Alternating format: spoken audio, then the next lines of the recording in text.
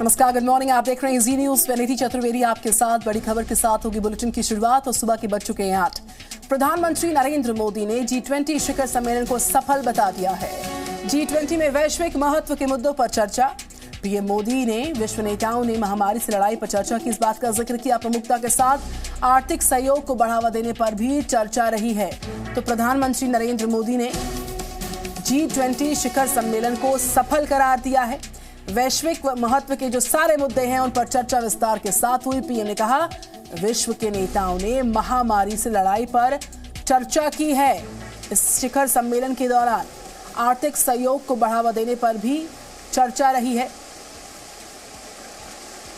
तो प्रधानमंत्री नरेंद्र मोदी ने G20 शिखर सम्मेलन को सफल सम्मेलन करार दिया। वैश्विक मुद्दों पर उनके महत्व पर बातचीत हुई है।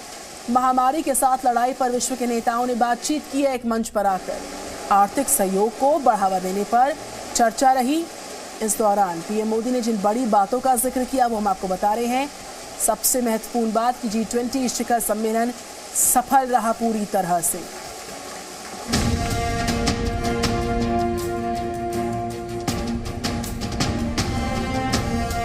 G20 की बैठक में दिखा भारत का दम।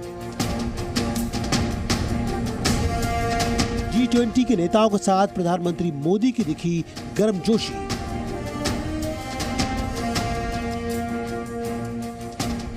रोम के बाद अब प्रधानमंत्री मोदी ग्लासगो में जलवायु परिवर्तन सम्मेलन में हिस्सा लेंगे।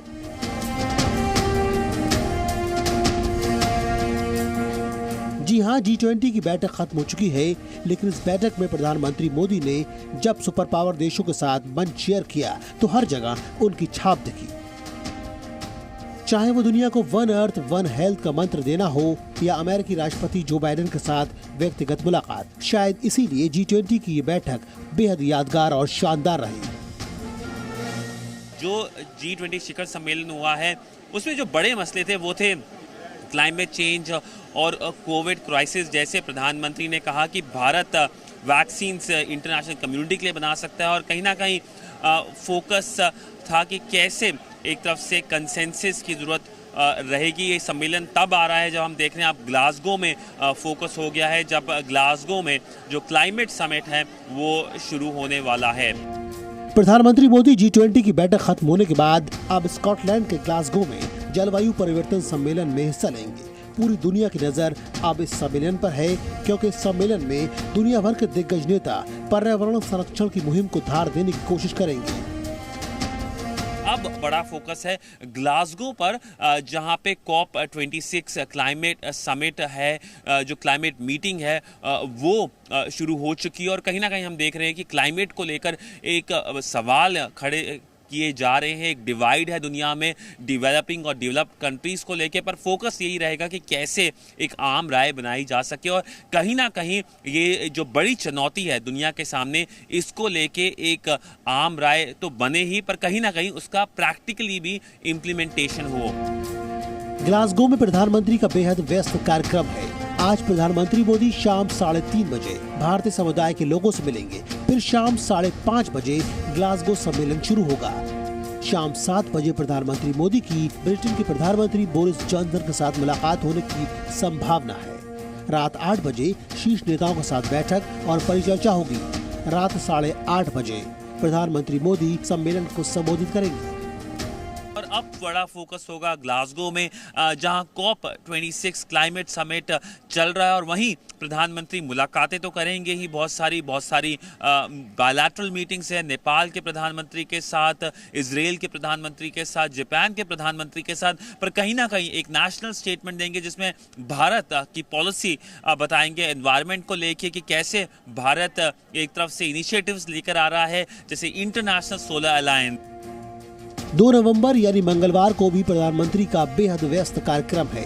2 नवंबर को दोपहर 2 बजे प्रधानमंत्री मोदी जलवायु से जुड़े महत्वपूर्ण परियोजनाओं को लॉन्च करेंगे। इसके बाद रात 9 बजे प्रधानमंत्री की Switzerland, Finland, Israel, Nepal, Malawi, Ukraine, Argentina और जापान के साथ अलग अलग द्विपक्षीय मुलाकात होनी है।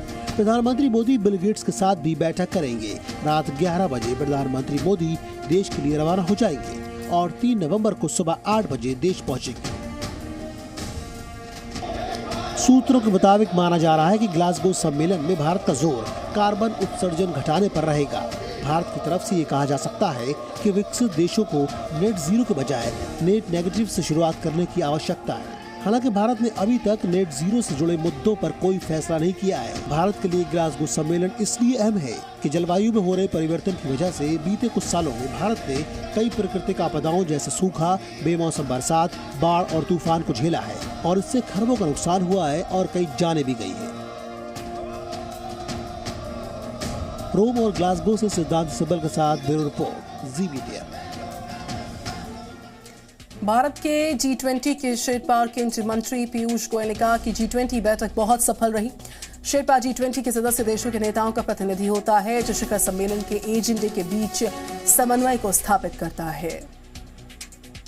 कई सारे निर्णय हुए इस मीटिंग के दौरान। उदाहरण के लिए एक तय हुआ है कि WHO के अंतर्गत ही उसको सेंट्रल रखते हुए एक फंड क्रिएट किया जाए जो आगे कभी कोई पेंडेमिक आए तो उसके लिए तैयारियों के लिए पहले से उपलब्ध हो।